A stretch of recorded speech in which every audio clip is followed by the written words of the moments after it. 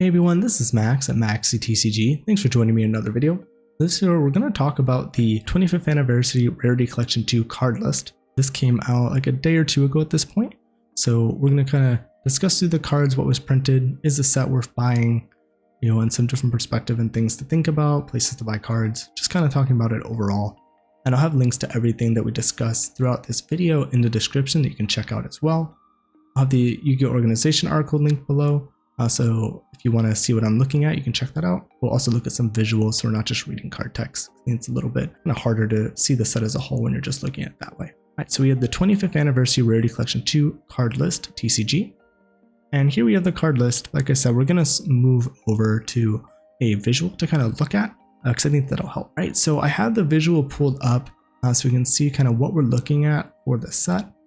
I think the set seems okay. I think there's some things we kind of got to think about and discuss when thinking about this set, and I think that's going to depend on how you're looking at it, if it's good or not. So I think overall the set is not bad. It's still a decent set with some sought after cards that are up there in price to some degree, and this will kind of help lower that down, make the barrier of entry a lot better, and that's really good. Some of these cards are cross out designated. You used to make a $5 card at one point and it's low, now it's like 15-20 bucks for either copy. Some of the Pearly support will now be a little bit cheaper because some of these cards are reprinted. We have Ultimate Slayer. That's been a little bit more of an expensive card.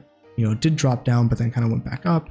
The field spells for the different kind of Kashtira lore sets are here. So that's nice. And another nice one for Tier Limits is kind of their expensive card. That will now be a lot cheaper. We have Alibur, another cheaper card here. A good array of field spells. Some decent staples. Some solid Exceed monsters like Garua was pretty expensive, Rimbrun was expensive. Also have some Exceeds like Hope Harbinger. We have Apollousa, the Unchained Soul of Rage, Access Code, Underworld Goddess. We have some pretty good cards here overall when it comes to reprints. Everyone, this is Editing Max. If you're enjoying the content, hit that thumbs up button, give the video a like, leave any comments if you have any discussions you want to start, and consider subscribing to the channel if you want to see more of this type of content. Everyone, thanks again for watching the content. I hope you enjoy, and we'll get back to it. So I think one thing to consider is we had Rarity Collection 1, and in comparison to Rarity Collection 1, is Rarity Collection 2 good? And I would say it's okay, but not great. But I think that was kind of the expectation. These are kind of like the B set cards. All the A, kind of roster cards already got reprinted. All of the big chase kind of reprints that have been out for years have been reprinted. So I think it was almost impossible for this set to be as good as Rarity Collection. One, I think, if Rarity Collection 1 was like an A to A+, some people think it's the best set ever printed. And I think it's arguably, that's the case. The amount of value, the amount of kind of ease of access it gave for newer players to get some of these stable cards that are really integral to a lot of decks was huge. But I think, this set probably could have been anywhere from like maybe an A- to like a C. And I think right now it's maybe like a low B.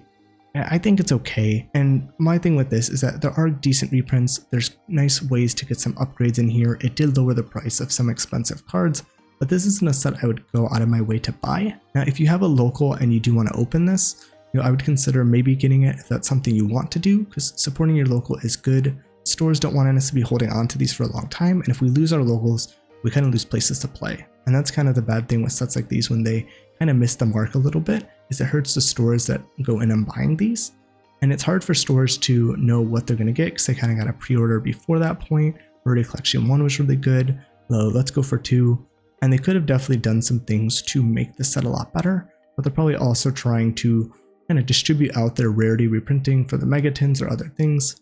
Maybe it would have been better this year to not do a Megatin and just done a really amazing Rarity Collection. Putting some cards in here that we don't see. Chaos Angel, Thrust. I think SP Little Knight's a little early for this, but if there was no Megatin, then maybe SP Little Knight would have been in here. Karakura, Divine Incarnate. There's some different cards that definitely could have been put in here that would have boosted the set and would have helped it out a lot. And I think it would have really gave it that kind of like really high B, low A range where it's like, wow, this is almost competing. Not quite, but very solid set still. Now we, don't have those cards, so, that's not the case, but that I think are things that could have made the set a little bit better. I think the other thing that's a little weird is some of the set has multiple reprint options based off the alternate arts. I think I would have preferred just either just going all alternate art, for these, if that's the case. I don't know if I necessarily want to pull 2 different rare rescue cats. That's one of the ones that's kind of getting that double reprint. And there's a few others that have double reprints as well, like Droll. But a lot of the others just have the alternate art. So I think I just would have preferred maybe just going one or the other with that, just speeding up a few spots maybe for some different cards. I think there's other cards in here that I don't understand why they're here, like the Soul Luna. I don't necessarily get why that's there, or some of the Exo Sisters. I think that's fine to put them in, but it does seem a little random.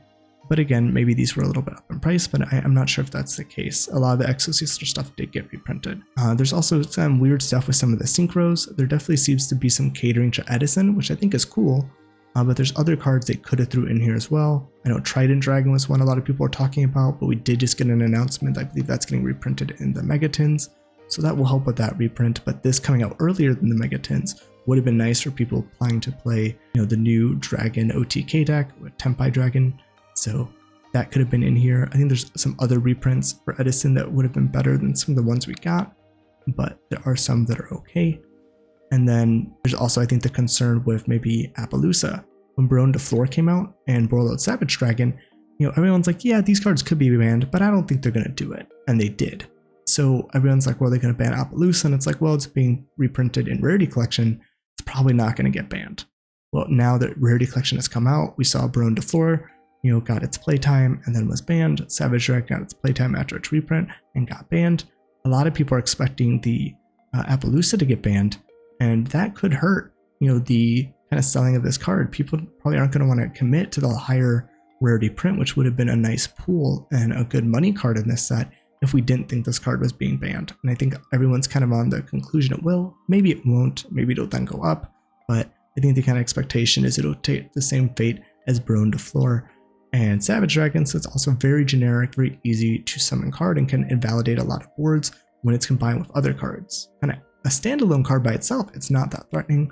But when you can play it with a lot of other potential options, then it can get a little bit scary. Put it together with the Hope Harbinger and negate a spell like Talents or Metaltronus or other cards that are removing the Apollousas. There's some different things you can do to kind of help this card out. So again, I think those are kind of the main things. I think there's a few cards that were missed because they're probably being put in other sets that would have made this a much better set and much more chased after.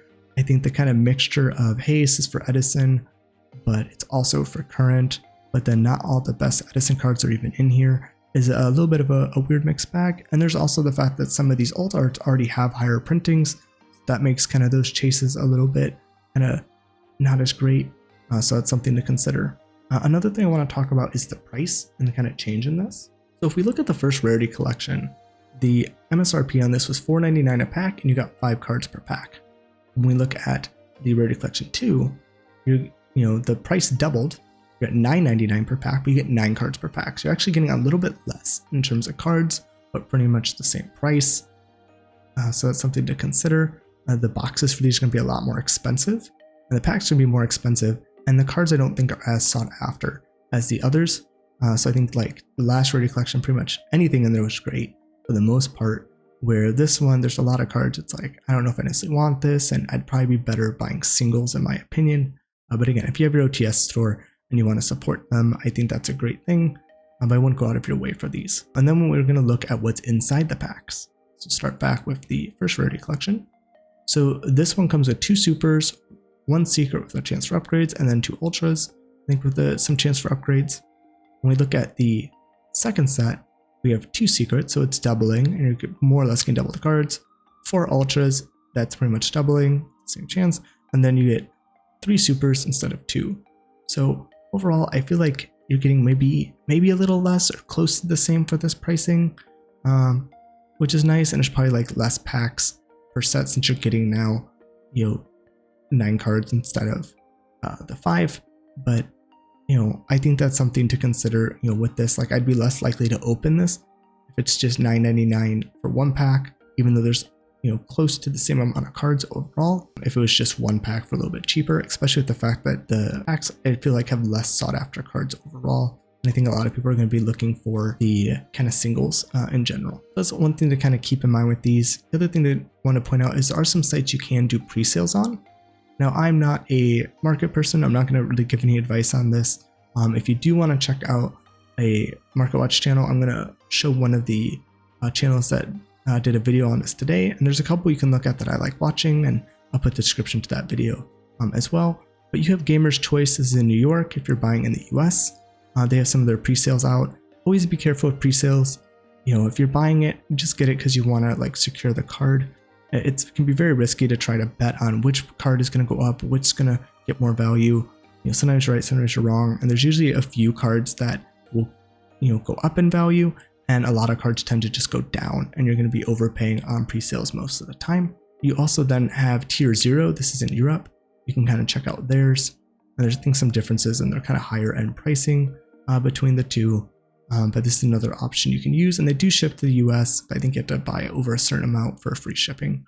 This is another option you can consider. And then you also then have TCG Player Presales. I generally would stay away from TCG Player. If you want to do presales, I do one of the two sites I have below, just because usually TCG presales are very kind of high up in price in comparison to the other kind of two really large stores that do these huge presales. So that's just something to know about presales with TCG Player, because not as many people get the option to do presales because of the prerequisite. So there's going to be a lot more people kind of spiking the price on these. And here's the Market Watch channel. This is House of Champs. MCO40 also does these as well. Those are two I watch. There's more of them, but those are kind of the two big ones that do market watches. He did an interesting discussion on this. I like his videos and MCO40's as well. I think they do really put the, you know, their audience first versus trying to push people to buy cards that are not in their best interest. He did point out a few interesting things here, like Crossout Designator being, you know, kind of one of the cards in the set that doesn't have that alternate art reprinting, and it's actually going to get a higher rarity bump. So that kind of higher QCR might be something to go for Crossout. That was one I thought was interesting that he talked about. His opinion was kind of to stay away from presales, but overall, just check out the channel and the video if you haven't known them. They are very big, so most people that are watching my channel probably already know of this, but I'll have this link below if you want to check out this video as well. Hey everyone, this is Editing Max. If you're enjoying the content and you want to support the channel, you can check out the TCG affiliate link in the description below. It supports the channel and costs you nothing, and you'll just be doing the same thing you normally do when buying cards from TCG Player. If you're new to buying cards from TCG Player, check out my website. I have a section on it that helps out newer people, kind of explaining some aspects of TCG Player, so that way you get the most out of your money and don't kind of fall into any of these kind of weird things that some people do to kind of push up the prices of cards. If you want to become a patron of the channel, check out my Patreon. It's another way you can help support the channel. We have different perks you can check out, like a lot of archetype proxies you can see on the screen. Every week I put a new one out that everyone on the channel can vote on, and then those go to Patreon for you can print out. You can also join for early access. Some videos will be 1 day early access, others that are in a longer series could be, you know, weeks out in advance where you can get the entire thing at once. Everyone on YouTube has to wait week by week for all of the videos to come out. You can also join for a exclusive Yu-Gi-Oh! Reaction series where I watch through the Yu-Gi-Oh! Anime and we can have a discussion in the comments and kind of watch through it together as well, plus other perks coming out in the future. Everyone, thanks again for watching the content. All right, everyone, so that pretty much covers it. We kind of discussed the cards.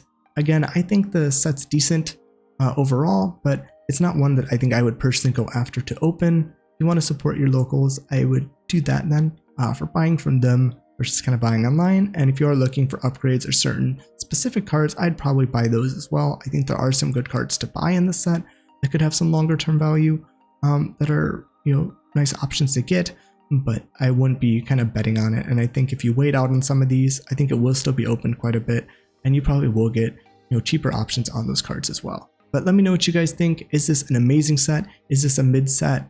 Is this just a bad set? What are your thoughts? Are you going to buy it? Are you going to support your locals? Are you just going to buy singles? You know, and are there any cards you're really excited about for the upgrade? Because that's one of the things that's really nice with these sets is the upgrades they get. Now, let me know in the comments. I'd like to hear what you guys are thinking about getting, and I'll post whichever card I think is my favorite for the upgrade in the comment as well, and I'll pin that if anyone's interested.